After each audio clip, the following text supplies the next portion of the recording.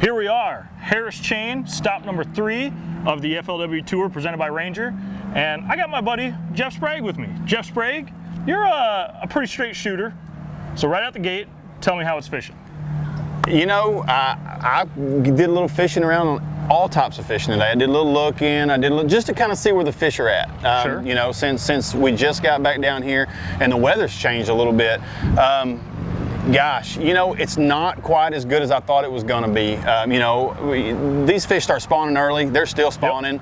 Yep. There's a little bit of everything going on. So, with the wind's blowing really hard, it corners a lot of guys right now at the lake. For sure. You know, it's pushing everybody to the same areas. Everybody's a little frustrated because nobody, and you know, 70% of the lake is 3-foot rollers right now. So, you know, it's hard to say. It's really hard to say. But you know, talked to a few guys, and then from what I saw today, there's still fish being caught. I mean, we're still catching some good fish.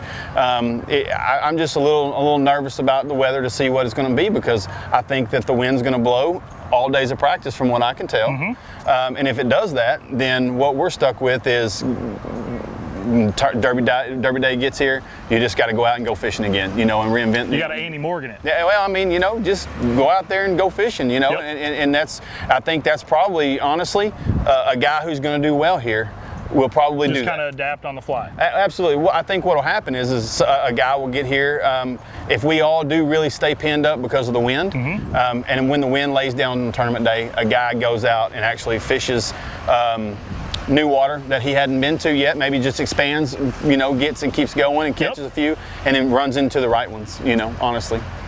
Tell me what it's like, because on the Harris Chain, there's not a lot of experience FLW wise. We've had some BFLs here, you know, there's been some opens, but I mean, most of the guys here, we don't got a lot of background info to do a lot of research on. So how was that for you coming into this event? You know, I did come down here and fish an open, mm-hmm. Prior to our tour event, and it actually was fished really well then. Giants on beds here. This place has got them. I mean, we all, you know, numerous of us started in particular areas, and they were there the day before. I'm talking about, you know, double-digit fish. It was unbelievable. For the first time in Florida, I actually, you know, lay eyes on them, and they're there locked on. You show back up the next day, and they're gone. You know, just the old magician trick, you know, that they pull. No really significant weather change in that particular event. We're going to have our weather pattern is going to, looks like, stabilize a little bit. Yes. You know, the wind's going to change a little bit, you know, it's turn and come, but it's going to allow everybody to spread back out and fish a little bit more. So I just think a guy can't be scared to go out and actually fish new stuff day of the Derby and try to find them. Well, you mentioned spawning fish. I know coming into this, how warm it's been down here. You know, there's been a lot of the Florida guys have said a lot of fish have already spawned. They did their thing already just because they never got that real cold winter, so to speak, to hold those fish back and get them to come up, you know, in the staggered waves like they normally do. But with the wind, like you're saying, I mean, there are a lot of canals you can get in, but are you going to try to find some sight fish this week? You know, if I look for a sight fish, it'll be on Tuesday. You know, I'm not going to fool with them at all. To me, you know, I just know. I know what happened to me you know, at the last event that I did come down here for, and that'll burn you. You know, especially seeing what I saw there, and then for it all to just like a puff of smoke, just go. Vanish. It's smoke and mirrors. So they're fish. They can go where they want to go, you know, and that's what we have to realize. But there's still fish spawning. I saw fish today on beds, you know, as windy as it was, and when it slacks up, guys may run around, you know, and find the ones that they need, you know, and it's going to happen. So. It's all going to play. I really think it's all going to play. Spawning fish, post-spawning fish, it's going to be a wide open deal. And I just think that it's going to actually kind of be a battle because it can go either way, I feel like. Right on. Well, the final thing I want to ask you is, Harris Chain, there's a lot of water to choose from. I mean, and you can spend a lot of time idling to get to places. How do you plan on breaking that down? Like, do you already have the lakes you want to look at? Are you going to just kind of roll with the punches from there? No. The thing I've learned about this, about fishing in general, is you can never rule anything out. If you rule it out, you'll get beat there. That's just my experience, and so I try not to rule too many things out. I'll probably fish every lake here. You know, I've already fished 2 of them, and I'll probably fish the rest of them in the next 2 days. Sure. Just because you never know what you're going to miss. It's just unfortunate that the winds pin us up. Yep. You know, and so you're not getting to see everything. So it's hard to gauge exactly what's really going on in most of these lakes. But you just kind of got to get in an area where you feel like there's some fish. When the conditions are like this, hunker down and fish right now. Yeah, and then don't be scared on the Derby day to get out there and make some moves. I like it, man. Well, there you go. You're hearing it from Jeff Sprague at the end of practice on day 1. Thanks, dude. Thanks, brother. See y'all in a bit. Next up, we have a guy that has kind of been everywhere lately. I guess any fishing website that's out there has had your picture plastered all over it for good reason. Mark Rose has won the last 2 tour events, trying to make it number 3. And I guess tell me about it. You've been just kind of rolling tournament to tournament to tournament. So what's Harris like right now? I just had a mediocre practice day. It's nothing special. If I win 3 in a row, it's going to have to happen like Travis. It's going to have to happen during the tournament, I think. But no, I got 2 more days of practice, and I got a little bit of a feel of what's going on out there, but still feel like I got a long way to go right now.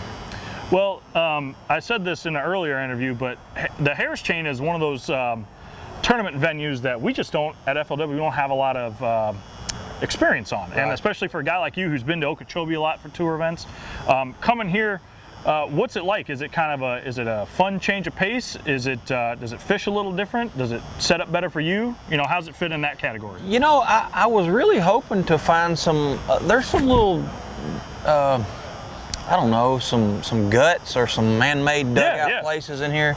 Some structure, basically, is what I'm saying. And I was hoping to come here and try to, that's what I did most of the day, and tried to find, and I found one little place where I could catch a few, but they were small. But it gives me hope to try to find some, maybe some offshore fish, because they've been spawning down here for a long time. And I came down here and fished another tournament and didn't do too well in it, but you know, they were spawning really strong then. So that's what I'm looking for, a school, finding that needle in a haystack. I've got off to a good start, so I want to just try to, you know, find something big and try to make something happen, you know. Well, we also mentioned earlier that there's a lot of water to cover out here. Currently, we're on Harris proper. How much of the chain did you break down today? 2 lakes. Okay. I fished 2 lakes today, and like I said, I tried to fish everything that I found offshore. I did go in, get on the bank just to get a feel for how good that is, and caught a couple fish, but I'm still going to spend my next 2 days really trying to find something out. Now, if somebody sees me go in, I'm not committed out. I'm going to do a little bit of everything. Sure. But that's what I'm going to be looking for, that needle in a haystack. So the next 2 days, it's basically the game plans, try to be versatile, try to keep your mind open to whatever and roll with the punches. Yeah, because we still have to fish for points, you know. I've still got to try to put 5 fish in the live well each day, and but you know, whenever things are going good and you're making good decisions and you're reading the water good, you always want to try to go for the gusto, you know, and that's what I'm looking for, that little niche way to win. But like I said, I'll pick up a shaky head if I have to. Well, there you go. Mark Rose is putting in the work, and we'll see what happens here on Harris. All right, we're winding things down here. Day 1 on the Harris Chain. I got Corey Johnson with me, and the first thing I want to ask you, because I know you like sight fishing, is how many have you seen out there yet? I haven't seen a single fish on a bed yet. I didn't spend a lot of time looking. Okay, that's fair. And I mean, I spent probably an hour today, but not in any prime areas that I know where there's probably going to be some. So I'm hoping we get a couple nice days, and I'm going to leave it probably till the last day to really look hard and see if I can find a few. All right. Well, obviously, you know, it's been warm down here. A lot of fish have been spawning since December, probably even earlier than that. I kind of want to know, and maybe you didn't really get a full gauge on this today, but what about the amount of fish that are maybe pre-spawn, or how many are post-spawn? There's definitely fish in every stage, right? Post-spawn, pre-spawn. I caught some of both today. I caught one female. She was out off the edge and just real fat, full of eggs. Oh, yeah. So She definitely hasn't moved up yet, and there's a full moon coming, so she was close. It's just she wasn't Right, quite right. there, and you know, it's gonna be interesting. There's gonna be some big bags, I think. Well, you know, being from Canada, I imagine you didn't just waltz in here yesterday and you know, start practice today. Did you come down early and fish some Florida lakes at least before this tournament started? We came down here before Okeechobee and the Costa. Oh, okay. And just did a little drive around, didn't do much fishing, just wanted to check everything out, and that alone helps, just so you know what you're getting into, you know what's around. And I did drive up a few canals and have a look when I was here, and definitely seen some fish. Okay. So you kind of know some areas that they may pull up in, or I'm hoping so. Okay. But who knows? That's fishing, right? So we'll Right. see what happens. I guess the other thing I've been asking guys in these is how much water did you break down today? Because gosh, there's so much of it you guys can fish in this event. Right, I spent my day in Harris and Little Harris today, and I got to kind of play it safe this tournament because I got myself behind the 8 ball on Travis, so I definitely need to catch a good limit. Sure. And I kind of want to maximize my fishing time rather than try and lock through. And if I can get them close, I'm gonna try and do that. But I'm gonna branch out tomorrow and try some of the smaller lakes and see what happens.